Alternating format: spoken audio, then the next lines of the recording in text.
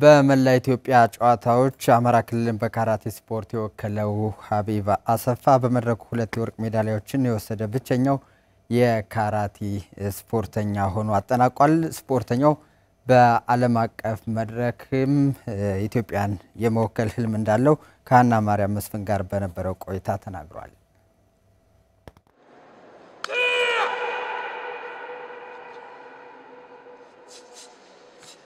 ስሜ ሀቢባ አሰፋ ይባላል። የመጣሁት ከሀይቅ ነው፣ ከሀይቅ ከተማ ነው። የመወዳደርበት ካታጎሪ -60 ኪሎ ግራም እና በግሩፕ ፋይት ወይም በግሩፕ ኮሚቴ ነው የመጣሁት። በሁለቱም በመጣሁባቸው ዘርፎች 2 ወርቅ አምጥቻለሁኝ።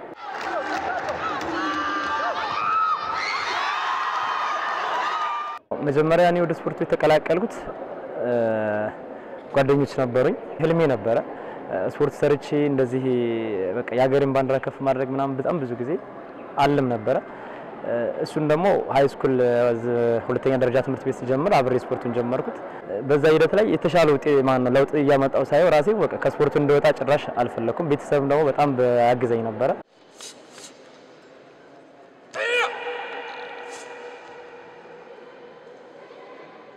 ፈርስት ዳን 2009 ጀምሬ ወሰድኩኝ። 2012 ሁለተኛ ዳን፣ ሶስተኛ ዳን ደግሞ 2014 አካባቢ ላይ ወሰድኩ። የሶስተኛ ዳን ባለቤት ሆንኩኝ። የራሴን ዶጆ ወይም ደግሞ የራሴን ስፖርት ቤት ስከፍት ሞር የተሻለ እንቅስቃሴ እየጨመረ መጣ። የተለያዩ ውድድሮችም ራሴን ማሳተፍ ጀመርኩኝ። ከመላው ደቡብ ወሎ ማጣሪያ ጀምሮ ራሴን ዝግጅት በማድረግ ወርቅ ወይም ደግሞ ኮከብ እየተመረጥኩ ነው። ከደቡብ ወሎ ላይ ኮከብ ተመረጥኩኝ። መላው አማራ ኮከብ፣ አሁን መላው ኢትዮጵያም እንደዛው ኮከብ ተመርጫለሁ። አሁን በዚህ ጨዋታ ላይ የመጣሁበት ነገር ከጎኔ ቤተሰቦች ስለነበሩኝ ያን ያክል አስቸጋሪና አድካሚ አልነበረ። ውድድር ጀመርኩት ቆይቻለሁኝ። አንዳንድ ክፍተቶች አሉ። ስንመጣ በአማራ ክልል ላይ ኮንዲሽን አልገባንም። ስንመጣ ኮንዲሽን የለም፣ የበጀት ችግር ነበረ። ፍክሩ በጣም ቻሌንጅ ነበረው። ማለት እንዴት ብዬ እንደምነግርሽ አላቅም። አልቅሰናል። ከኦሮሚያ ጋር 4 እኩል ሆነን 1 ወርቅ ለማምጣት የገባነው ፈተና በጣም ከባድ ነው። በጣም ቻሌንጅ ነበረው። ልክ እንደነገርኩሽ ኮንዲሽን ስላልገባንኛ ላይ ትንሽ ክፍተት ፈጥሮልብን ነበርና ግሩፑ ላይ ያ ነገር በጣም ከባድ አድርጎብን ነበረ። እልህ አስጨራሽ ማለት እንችላለን። ከባድ ነበረ ግን አሳክተናል። ሀቢብን የትን ጠብቀው ወደፊት? እኔ ያው ከፈጣሪ ጋር ኢንሻአላህ ማለት በዓለም መድረክ ላይ ማለት አገርን ባንዲራ ማውለበለብ እፈልጋለሁ። ይሄን መቼም ሳላደርገው ወደ ኋላ ማለው ነገር ነው። ፈጣሪ ያሳካል።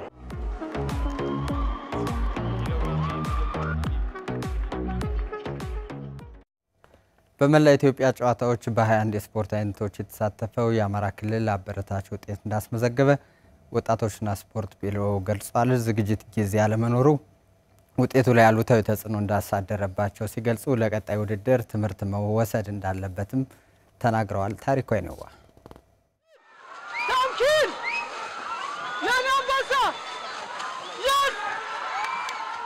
በጅማ ከተማ በተካሄደው የመላ ኢትዮጵያ ጨዋታዎች የአማራ ክልል ጠንካራ ተፎካካሪ እንደነበር ተገልጿል። የክልሉ ወጣቶችና ስፖርት ቢሮ ምክትል ቢሮ ኃላፊ አቶ ጋሻው ተቀባ ከአሚኮ ጋር በነበራቸው ቆይታ ክልሉ የውስጥ ውድድሮችን አካሄዶ በመላ ኢትዮጵያ ጨዋታዎች ላይ መሳተፍ መቻሉ በችግር ውስጥ ሆኖም ውጤታማ መሆን እንደሚቻል ያሳየ ነው ብለዋል። 26 የስፖርት አይነቶች ነው ያሉ። በ21ዱ አማራ ክልል መሳተፍ ችሏል።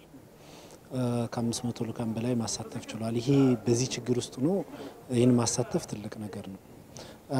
ለዚህ መነሻው ደግሞ የመላ አማራ የውስጥ ውድድር በማድረጋችን፣ ሁለተኛ ደግሞ አማራ ክልል ሰፊ ፖቴንሻል ስላለው እነዚህን ተደማሪ ሆነው በተደረጉ ውድድሮች የተሻለ ውጤት ማምጣት ችለናል ብለን ነው የምናስበው። አማራ ክልል በ6ኛው መላ ኢትዮጵያ ጨዋታዎች 46 ወርቅ 46 ብርና 51 የናስ ሜዳሊያዎችን በማሸነፍ 3ኛ ደረጃን ይዞ አጠናቋል። ተወዳዳሪዎችም ከአሚኮ ጋር በነበራቸው ቆይታ የዝግጅት ጊዜ ያለመኖሩ ውጤታችን ላይ ከፍተኛ ተጽዕኖ ፈጥሯል ሲሉ ክልሉም ሀሳቡን ይጋራል። ያላማለል ነገር አለ፣ በጣም የጎደለ ነገር አለ።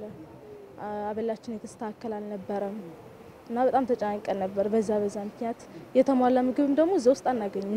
በ3 ቀን ኮንዲሽን ነው እንትን ያለ ውጤታማ ይሆን እና በብዛት አሁን ውድድር ሰዓት ሲመጣ ቢያንስ 2 ሳምንት 3 ሳምንት ቢደረግ አመቱን ሙሉ ጨዋታ አስታጫውት ቆይተህ ኮንዲሽኑን ቀድመ ወር ከዛ በላይ 2 ሳምንት ወስደህ ቲም መስርተህ ብትገባ የተሻለ ውጤት ማምጣት እና አንደኛ የመሆን ምንም እንትን አይኖር ግን በዚህ ወቅት በችግሩ ምክንያት ሌሎች ልማት እንደተጎዱት በማህበራዊ ዘርፉ ስፖርትም ተጎድቶ ቆይቷል። ስድስተኛው መላ ኢትዮጵያ ጨዋታዎች በ26 የስፖርት አይነቶች የተከናወነ ሲሆን ኦሮሚያ ክልል 224 ሜዳሊያ በመሰብሰብ አሸናፊም ሆኗል። አዲስ አበባ ከተማ አስተዳደር 220 ሜዳሊያዎችን በመሰብሰብ ሁለተኛ ነው። አማራ ክልልም ከዚህ ውድድር ብዙ መማሩን የተገለጸ ሲሆን የታዩ ክፍተቶች ላይ ግን ከወዲሁ እንዲሰራም ነው የተጠየቀው።